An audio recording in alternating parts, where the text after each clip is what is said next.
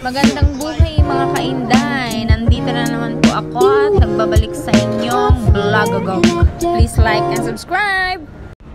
At kami pala pupunta ngayon sa Paluto Restaurant located sa Waterfront Market, Dera, Dubai. At ngayon pupunta kami sa fish market, mamimili kami ng mga seafood at ipapaluto namin sa resto.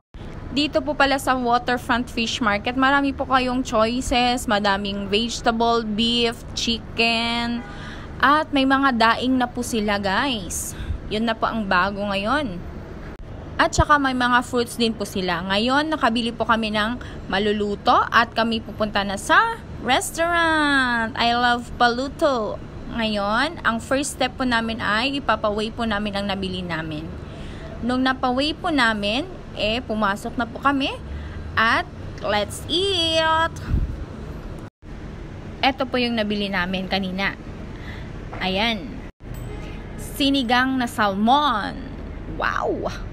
At ito po yung Cajun na seafood. Nagkikrave po kasi kami ng seafood kaya nag-gorabels kami doon. Oh, diba? Wow! Imagine buying fresh seafood, having it prepared and cooked to your liking, then served direct to your plate. Oh, it's so cool. Only here in Paluto Restaurant.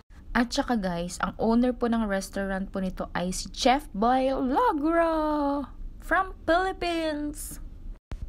Thank you for watching. Bye!